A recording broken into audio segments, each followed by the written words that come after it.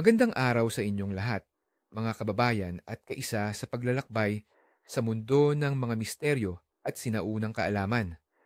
Ako ang inyong gabay sa ilalim ng buwan at bituin, isang manghuhukay ng mga kwento at kaugalian na nagtatago sa bawat sulok ng ating kultura. Ngayon, sama-sama nating tutuklasin ang mga lihim ng isang araw na puno ng kahulugan, isang petsa na may taglay na himala at babala, ang ikatrapin ng Oktubre. Sa bawat araw na lumilipas sa kalendaryo, may nakasulat na kapalaran, may nakatagong babala, at may naghihintay na biyaya. Ngunit may mga petsa na mas matingkad ang kulay, mas malalim ang ugat sa ating kaluluwa. Ang Oktubre Trapinsa ay isa sa mga araw na ito, isang araw kung saan ang langit ay tila lumiliwanag upang magbigay ng mensahe at ang lupa ay bumubulong ng mga sinaunang payo. Ito ay ang araw ng liwanag at babala, isang pagkakataon upang pagnilayan ang ating pananampalataya at suriin ang ating mga gawi. Ang araw na ito ay mas kilala sa buong mundo bilang ang huling pagpapakita ng mahal na birhen sa Fatima, Portugal noong 1917. Para sa mga Pilipino na may malalim na debosyon kay Maria, ang petsang ito ay mayroong napakalaking spiritual na halaga. Ito ay araw ng paggunita sa mga huling mensahe ng kapayapaan, pagsisisi, at pananampalataya na ibinahagi ng birhen sa tatlong batang pastol. Sa araw na ito, marami ang dumudulog sa mahal na birhen ng Fatima upang humingi ng iba't ibang biyaya para sa kalusugan ng pamilya, para sa isang masaganang ani at kabuhayan, para sa gabay, sa paghahanap ng tamang kapareha, o para sa kapayapaan sa gitna ng kaguluhan. Ito ay isang paalala na ang ating mga panalangin ay pinakikinggan at ang pananampalataya ay may kakayahang lumikha ng mga himala. Bagamat may malinaw na kontekstong katoliko, ang konsepto ng isang makapangyarihang babaeng figura na nagbibigay ng payo at proteksyon ay umaaling-awngaw din sa mga sinaunang paniniwala ng ating mga ninuno, kung saan ang mga diwata at anito ay naglilingkod bilang mga tagapangalaga at tagapagbigay liwanag. Ngunit bago pa man dumating ang mga mensahe mula sa Fatima, ang mga ninuno na natin ay mayroon ng mga sariling pagpapakahulugan sa mga petsa at panahon. Ang Oktubre, bilang bahagi ng panahon ng pag-ani at paghahanda para sa tag-ulan, ay nagtataglay ng mga sariling misteryo. Ang mga sinaunang Pilipino ay masusing nagmamasid sa kalikasan, sa galaw ng araw, buwan, at mga bituin upang maunawaan ang kalooban ng mga Diyos at Espiritu. Ang bawat araw ay may sariling aura at ang ika-13 ay tila nagtataglay ng isang kakaibang lakas, isang huling paalala bago ang pagpasok sa mas malamig at mas tahimik na panahon. Ngayon, halina't pakinggan natin ang isa sa pinakamahalagang kwento na bumabalot sa petsang ito, ang Himala ng Araw sa Fatima, Portugal. Isipin ninyo, isang liblib na bukirin, tatlong batang pastol, sina Lucia dos Santos, Francisco Marto, at Jacinta Marto, at isang lihim na ipinagkatiwala sa kanila ng isang nilalang na mas maningning pa sa araw mismo. Sa loob ng 6 na buwan, simula Mayo hanggang Oktubre ng 1917, bumisita sa kanila ang isang ginang na nagpapakilala bilang ang ginang ng Rosaryo. Nagbigay siya ng mga mensahe ng panalangin, pagsisisi, at kapayapaan para sa isang mundong nilalamo ng digmaan at kasalanan. Sa bawat buwan, libu-libong tao ang nagtitipon upang masaksihan ang mga pangako ng birhen. Ngunit marami ang nag-aalinlangan, lalo na ang mga may kapangyarihan. Pagdating ng October 1917, ang huling araw ng mga pagpapakita, mahigit 70,000 katao ang nagtipon sa Cova da Iria, sa kabila ng malakas na ulan at malalim na putik. Naroon ang mga mananampalataya, mga nag-aalinlangan, at maging ang mga mapanukso mula sa pamahalaan at pamamahayag. Nang oras na ng tanghali, nang magpakita muli ang birhen sa mga bata, sinabi niya kay Lucia, "Ako ang ginang ng rosaryo. Ipinapangako ko na ngayong araw, magpapakita ako ng isang himala upang maniwala ang lahat." Habang sinasabi niya ito, ang ulan ay biglang tumigil at ang makapal na ulap ay kumalat, inihayag ang araw. Ngunit hindi ito ordinaryong araw. Ito ay nagsimulang sumayaw sa kalangitan, umiikot na parang gulong, naglalabas ng mga kulay na hindi nakita kailanman, na para bang isang higanting celestial na ilaw. Ang mga tao ay nakita ang araw na gumagalaw ng parang balintawakan, bumababa sa lupa at muling bumalik sa kanyang pwesto. Ang kanilang mga damit na basa sa ulan ay biglang natuyo at ang kanilang mga puso ay napuspos ng pagkamangha at takot. Ang iba ay umiiyak, ang iba ay lumuluhod, habang ang mga nag-aalinlangan ay napilitang maniwala.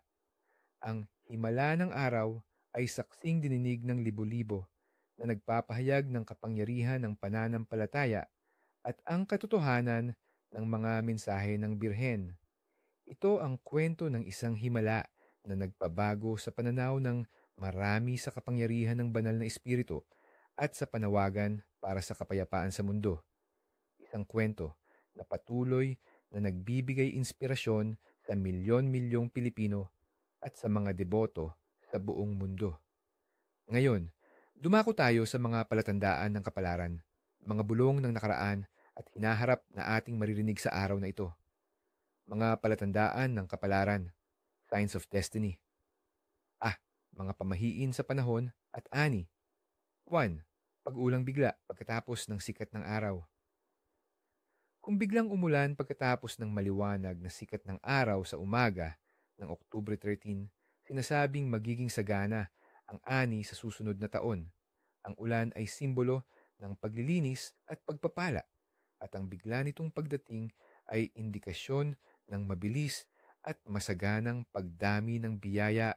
Mayaman ang Pilipinas sa agrikultura, kaya ang ganitong mga pamahiin ay mahalaga sa mga magsasaka. 2. Maagang paglipad ng mga ibon patungo sa timog. Kung mapansin ninyo ang mga kawan ng migratoryong ibon na mas maagang lumilipad patungo sa timog kaysa karaniwan, ito ay nagpapahiwatig ng maagang pagdating ng malamig na panahon at posibleng malakas na bagyo. Ito ay babala mula sa kalikasan upang maghanda para sa mas matinding hamon ng panahon. True, malakas na simoy ng hangin sa gabi. Kung ang gabi ng Oktubre 13 ay malakas ang hangin, lalo na kung ito ay may dalang amoy ng basa o lupa, sinasabing may dalang mensahe ang hangin mula sa mga espiritu ng kalikasan. Ito ay maaaring babala ng pagbabago sa kapalaran o pagdating ng isang bagong yugto sa buhay. 4. Pagkakaroon ng malaking bilog sa paligid ng buwan. Ang malaki at malinaw na halo sa paligid ng buwan sa gabing ito ay tanda ng papalapit na pagbabago sa panahon, karaniwang pag-ulan o paglamig. Sinasabi rin na ang ganitong halo ay nagsisilbing proteksyon laban sa masasamang espiritu, nagpapakita ng presensya ng mga nagbabantay na nilalang. 5. Pagtunog ng kampana ng simbahan ng walang tao. Kung makarinig kayo ng tunog ng kampana ng simbahan sa malayo na tila walang nagpapatunog, ito ay pinaniniwalaang sinyales ng isang mahalagang pangyayari na magaganap sa hinaharap. Maaari itong babala o pagpapala, depende sa dalas at lakas ng tunog. Kailangan itong suriin ng mabuti. B. Mga pamahiin sa bahay at pera. Pag-awit ng uwak malapit sa inyong bahay. Kung may uwak na tumilaok ng matagal at malakas malapit sa inyong tahanan sa araw na ito ay karaniwang itinuturing na tanda ng paparating na masamang balita o pangyayari. Ang uwak ay simbolo ng kamatayan at misteryo sa maraming kultura, at sa atin ay tagapagbando ng mga suliranin. Mag-ingat sa mga transaksyon at sa mga desisyon. 2. Nahulog na salamin at nabasag. Ang pagbasag ng salamin sa Oktubre Tertuism ay sinasabing nagdudulot ng 7 taong malas, lalo na sa usaping pinansyal. Ang salamin ay sumasalamin sa kaluluwa at ang pagbasag nito ay nangangahulugang pagkakawatak-watak ng swerte. Kung mangyari ito, mahalagang linisin agad ang basag na salamin ng maingat at ilibing sa lupa habang nagdarasal. 3. Paglitaw ng ipis sa araw. Kung makakita kayo ng ipis na lumilipad sa loob ng bahay sa araw na ito, lalo na sa umaga, ito ay tanda ng papalapit na problema sa pera o pamilya. Ang ipis ay simbolo ng dumi at salot, at ang paglabas nito sa hindi karaniwang oras ay nagpapahiwatig ng kaguluhan na maaaring kumalat sa inyong tahanan. 4. Ang pagiging malalim ng bulsa at pagkawala ng barya. Kung sa araw na ito ay madalas na mawala o mahulog ang mga barya mula sa inyong bulsa, ito ay pinaniniwalaang tanda ng papalapit na kawalan ng pera o hindi inaasahang gastos. Ang mga barya ay simbolo ng maliliit na biyaya at ang pagkawala ng mga ito ay nangangahulugang unti-unting pagbaba ng inyong kayamanan. Kung kaya, laging tiyakin na selyado ang inyong bulsa at ligtas ang inyong mga barya. Mga kahulugan ng panaginip sa gabing ito. Ang mga panaginip sa gabi ng Oktubre 13 ay sinasabing may malalim na kahulugan, lalo na't may kaugnayan sa misteryosong enerhiya ng araw na ito. Ito ay mga mensahe mula sa inyong subconscious o para sa iba, mula sa mundo ng mga espiritu. Panaginip tungkol sa tubig, malinaw na ilog, karagatan. Kung mangarap kayo ng malinaw na tubig, lalo na umaagos, ito ay tanda ng paglilinis, bagong simula at paglago ng espiritual. Kung madumi naman ang tubig, ito ay babala ng emosyonal na kaguluhan o paparating na problema. Pagnilayan ang inyong mga nararamdaman.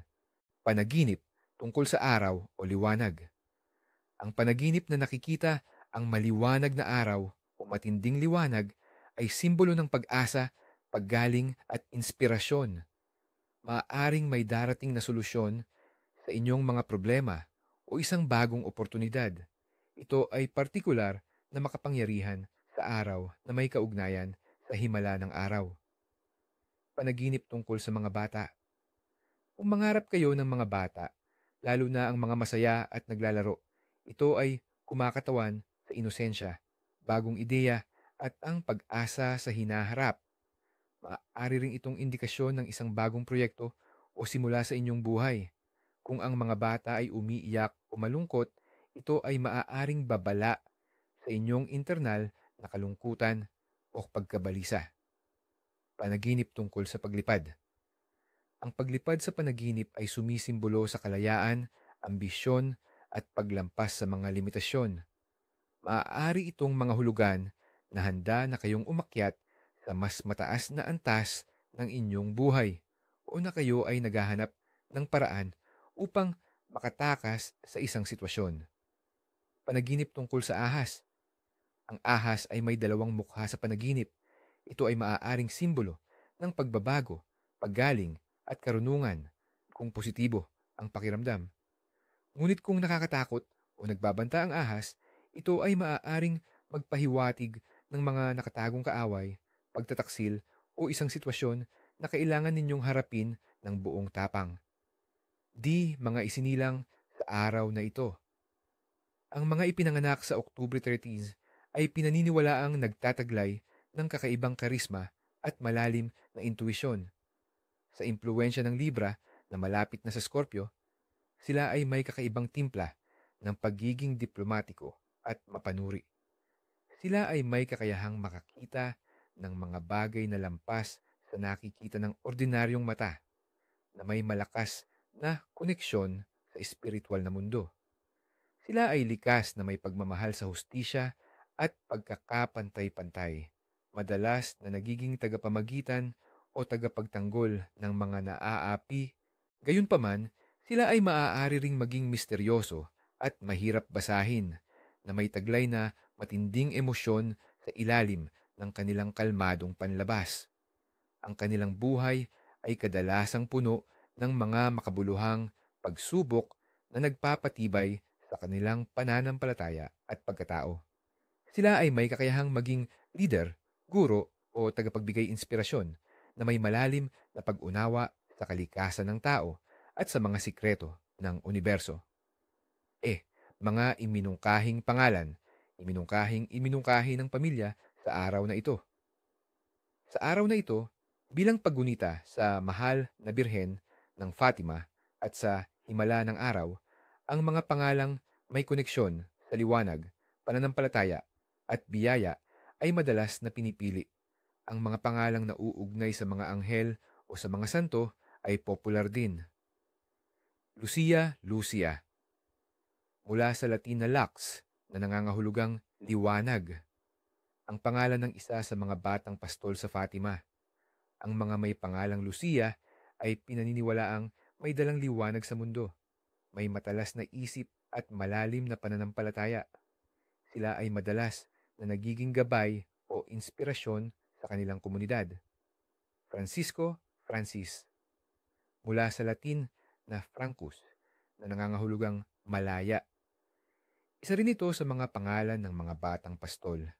Ang mga may pangalang Francisco ay kilala sa kanilang pagiging matapat, tapat at mapagmahal sa kalikasan. Sila ay mayroong malalim na pakiramdam ng responsibilidad at handang magsakripisyo para sa kanilang pinaniniwalaan. Jacinta Shata Hyacinth. Mula sa Griego na nangangahulugang hyacinth flower, ang pangalan ng bunsong pastol. Ang mga may pangalang Jacinta ay kadalasang malambing, mapagmahal at may malakas na intuwisyon. Sila ay may kakayahang makaramdam ng mga bagay na hindi nakikita at madalas ay may dalang kapayapaan sa kanilang paligid. Maria. Ang universal na pangalan ng mahal na Birhen. Ang mga may pangalang Maria ay pinaniniwalaang pinagpala, may malakas na pananampalataya at may kakayahang maging ilaw sa kanilang pamilya at komunidad. Sila ay simbolo ng pag-asa at pagmamahal. Reyna Regina. Isang pagtukoy sa Birhen Maria bilang Reyna ng Langit. Ang mga may pangalang ito ay sinasabing may taglay na karangalan at lakas ng loob. May natural na kakayahang mamuno at magbigay inspirasyon. Mga tradisyon at ritual ang dapat gawin. Sa araw na ito, mahalaga ang pagpapakita ng debosyon at pagtalima sa mga sinaunang gawi upang mag-imbita ng biyaya at proteksyon. Hindi lamang ito tungkol sa pananampalataya, kundi sa pagpapanatili ng koneksyon sa ating pinagmulan. 1. Ang rosaryo para sa kapayapaan. Layunin. Upang ipagdasal ang kapayapaan sa pamilya at sa mundo at humingi ng intersesyon ng mahal na Birhen ng Fatima para sa inyong mga pangangailangan. Kailangan isang rosaryo, isang tahimik na lugar, at isang imahe o rebulto ng mahal na Birhen. Opsyonal. Kailan at paano? Sa buong araw, lalo na sa 12:00 ng tanghali, oras ng himala, o sa gabi bago matulog. Maglaan ng oras upang taimtim na dasalin ang rosaryo. Sa bawat misteryo, isama ang inyong mga intensyon at ipagdasal ang kapayapaan. Maaari ring magdagdag ng panalangin sa mahal na Birhen ng Fatima tulad ng O Birhen ng Fatima. Sa iyong puso'y aming iniaalay ang aming pamilya at bayan, sa kapayapaan ay gabayan. Pagkatapos, tapusin ang panalangin sa isang Ama Namin at luwalhati at kung maaari ay magpatuloy sa isang maikling pagninilay. Ilaan ang natirang oras ng araw sa pagiging mapayapa at paggawa ng mabuti na sumasalamin sa mga mensahe ng Fatima. 2. Ritual ng liwanag at paglilinis. Layunin. Upang itaboy ang masamang enerhiya at mag-imbita ng positibong liwanag at biyaya sa inyong tahanan at sa inyong sarili. Buhay tayo. Kailangan. Isang puting kandila, posporo or lighter, isang maliit na lalagyan ng asin, at isang tasa ng malinis na tubig. Kailan at paano?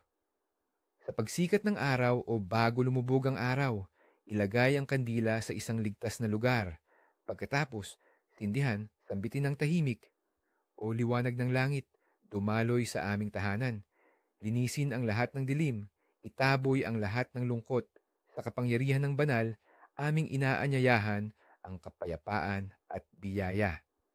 Isaboy ang asin sa mga sulok ng bahay habang binubulong ang taboy, masama, salubong, biyaya.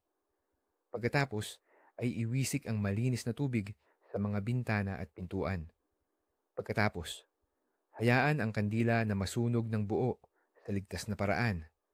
Itapon ang natirang asin at tubig sa labas ng bahay, malayo sa inyong bakuran, bilang simbolo ng pagtatapon ng masamang enerhiya. 3. Pagsisisi at pag-aalay ng sakripisyo. Layunin.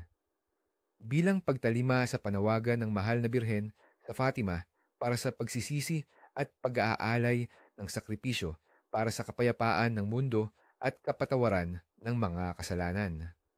Kailangan ang inyong buong puso at isang simpleng bagay na maaari ninyong isakripisyo. Halimbawa, paboritong pagkain, oras sa social media, o isang gawi na nais ninyong baguhin. Kailan at paano? Sa buong araw ng October 13, pumili ng isang maliit na bagay na nais ninyong ipagkait sa inyong sarili sa loob ng araw na ito. Ito ay hindi lamang pagpapahirap sa sarili, kundi isang gawa ng disiplina at pag-aalay. Habang ginagawa ito, isipin na ang inyong sakripisyo ay nagiging bahagi ng mas malaking panalangin para sa kapayapaan ng mundo at kaaligtasan ng mga kaluluwa. Isama ang patawarin mo kami o Diyos at bigyan mo kami ng kapayapaan. Sa aming mga munting sakripisyo, naway magbago ang aming puso at puso ng mundo. Pagkatapos, kung natapos na ang araw, pagnilayan ng inyong karanasan, ang simpleng pag-aalay na ito ay nagpapalakas ng inyong kalooban at nagpapalalim ng inyong espiritual na buhay, mga kulinara tradisyon. Sa Pilipinas, ang mga okasyon ng pananampalataya ay madalas na may kaakibat ng mga pagkain na nagpapakita ng pasasalamat at pagkakaisa. Bagamat walang partikular na Fatima dish, ang mga sumusunod ay akma sa isang araw ng paggunita at pagpapasalamat. Kakanin. Ang mga iba't ibang uri ng kakanin tulad ng suman, bibingka, puto at sapin-sapin ay perpekto para sa araw na ito. Ang mga ito ay simbolo ng kasaganahan, pagkakaisa at pagiging malambot ng puso. Ang paghahanda at pagbabahagi ng mga kakanin sa mga kapamilya at kapitbahay ay nagpapatibay ng ugnayan at nagpapakita ng pasasalamat. Pansit. Ang pansit, noodles, ay sadyang inihahanda para sa mahabang buhay at magandang kapalaran. Sa araw na ito, ang pagkain ng pansit ay nagpapaalala sa atin na umaasa sa mahabang buhay at malusog na katawan upang patuloy na makapaglingkod sa Diyos at sa kapwa. Ihanda ito ng may sari-saring gulay para sa masaganang biyaya. Simpleng paghahanda. Ang pinakamahalaga ay ang paghahanda ng pagkain ng may pagmamahal at pagpapasalamat. Hindi kailangan ng magarbo. Maaaring maghanda ng simpleng sinigang, adobo, o anumang lutuing bahay na paborito ng pamilya. Ang pagbabahagi ng pagkain sa mga nangangailangan ay isa ring napakagandang tradisyon sa araw na ito bilang pagpapakita ng pagmamahalan at pagkakawanggawa. Mga pangunahing bawal sa araw na ito, ang hindi dapat gawin. Ang mga pamahiin o bawal na ito ay hindi lamang lumang paniniwala, kundi mga babala na naglalayong protektahan tayo mula sa masamang kapalaran at negatibong enerhiya. Ang pagbaliwala sa mga ito ay maaaring magdulot ng seryosong konsekwensya ayon sa mga matatanda. Mga bawal sa bahay at personal na gawain. 1. Mahigpit na ipinagbabawal ang pagwawalis sa gabi. Sa araw na ito, lalo na pagkalubog ng araw, huwag magwawalis. Ang paniniwala ay kayo ay magwawalis ng swerteng pumapasok sa inyong bahay. Ang bawat dust particle na inyong wawalisin ay sinasabing kumakatawan sa mga biyayang inyong pinalalabas. Ito ay maaaring humantong sa kakulangan, sa pera at kalusugan. Kung hindi maiwasan, tiyakin na ang walis ay itinuturo sa loob ng bahay upang hindi lumabas ang swerte. 2. Huwag magputol ng kuko o buhok sa gabi. Ang pagputol ng kuko o buhok sa gabi ng October 13 ay pinaniniwalaang nag-aanyaya ng sakit o kawalan ng swerte sa personal na aspeto. Ang mga bahagi ng katawan ay may koneksyon sa inyong kalusugan at life force. At ang pagputol sa mga ito sa maling oras ay sinasabing nagpapahina sa inyong proteksyon laban sa masamang espiritu. Maaari itong magresulta sa hindi maipaliwanag na karamdaman o pagkawala ng enerhiya. 3. Bawal maglabas ng basura pagkalubog ng araw. Ang pagtatapon ng basura pagkalubog ng araw sa araw na ito ay pinaniniwalaang nagpapalayas ng mga biyaya at nag-aanyaya ng kamalasan. Ang basura ay sumisimbolo sa mga bagay na itinapon o ayaw na ninyo at ang pagtatapon nito sa gabi ay parang itinatapon ninyo ang inyong kayamanan at kabuhayan. Maaaring magdulot ito ng kahirapan o pagkawala ng mahahalagang ari-arian. B. Mga bawal sa pinansyal at pangangalakal. Iwasan ang pangungutang o pagpapautang. Sa araw na ito, mahigpit na ipinagbabawal ang pangungutang at pagpapautang. Ang pangungutang ay sinasabing magpapalala ng inyong sitwasyong pinansyal na parabang ang inyong utang ay hindi na mawawala. Ang pagpapautang naman ay maaaring maging sanhi ng hindi pagbabalik ng pera na parang inyong ibinigay ang inyong swerte. Ang araw na ito ay para sa pagpapayaman ng kaluluwa, hindi ng bulsa sa pamamagitan ng utang. 2. Bawal ang pagtatapon ng pagkain. Ang pagtatapon ng pagkain, lalo na ang mga sobra, ay isang malaking bawal sa araw na ito. Ito ay itinuturing na paglapastangan sa biyaya at sinasabing magdudulot ng gutom o kakulangan sa pagkain sa hinaharap. Ang bawat butil ng bigas at bawat piraso ng pagkain ay regalo mula sa Diyos, at ang pagtatapon nito ay pagbaliwala sa kanyang pagpapala. Sa halip, ibigay ang sobra sa mga nangangailangan. 3. Huwag gumastos ng walang kabuluhan. Ang pagwaldas ng pera sa mga bagay na hindi kailangan o walang saysay ay pinaniniwalaang magdudulot ng financial woes sa hinaharap. Ang araw na ito ay nangangailangan ng pagtitipid at pagpapahalaga sa bawat sentimo. Ang pagiging maluho ay sinasabing nagpapalayo sa mga swerte at nag-aanyaya ng pagkalugi sa inyong negosyo o trabaho. C. Mga bawal sa interaksyon at emosyon. 1. Iwasan ang pagtatalo o pakikipag-away. Ang araw na ito ay isang araw ng kapayapaan at pagninilay. Ang pagtatalo, pakikipag-away, o pagdadala ng sama ng loob ay sinasabing magdudulot ng matagal na kaguluhan at hidwaan sa inyong pamilya at sa inyong mga relasyon. Ang negatibong enerhiya na inyong ipinapakita ay babalik sa inyo ng mas malakas. Piliin ang kapayapaan at pag-unawa. 2. Bawal ang pagpapasa ng negatibong balita. Kung mayroon kayong narinig na masamang balita o tsismis, huwag itong ipasa o ikwento sa iba sa araw na ito. Ang pagkakalat ng negatibong impormasyon ay pinaniniwalaang magpapalala sa sitwasyon at magdadala ng mas maraming kalungkutan at problema sa inyong paligid. Maging tagapagkalat ng pag-asa at positibong salita. 3. Huwag magreklamo o maging negatibo. Ang pagiging negatibo, pagrereklamo, o pagiging masama ang loob sa araw na ito ay sinasabing nagpapalayas sa mga anghel at mga espiritu ng biyaya. Ang inyong mga salita at damdamin ay may kapangyarihang humubog sa inyong realidad. Kung kayo ay negatibo, mas maraming negatibong bagay ang darating sa inyong buhay. Maging mapagpasalamat at positibo sa lahat ng bagay. 4. Huwag balewalain ang mga babala ng kalikasan. Kung makakita kayo ng kakaibang pangyayari sa kalikasan, tulad ng biglang paglitaw ng mga kakaibang insekto sa bahay, kakaibang tunog mula sa mga hayop, o hindi pangkaraniwang galaw ng panahon, huwag itong balewalain. Ang mga ito ay maaaring babala mula sa mga espiritu ng kalikasan. Ang pagbaliwala sa mga babalang ito ay maaaring magdulot ng hindi inaasahang problema, mula sa sakit hanggang sa kawalan.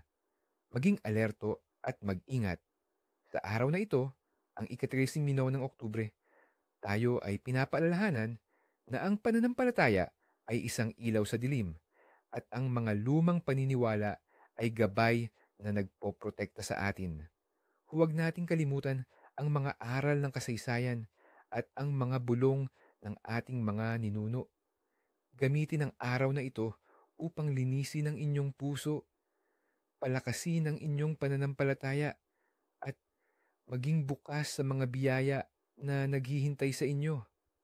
Hanggang sa muli, mga kaibigan, naway ang liwanag at pagpapala ay manatili sa inyo.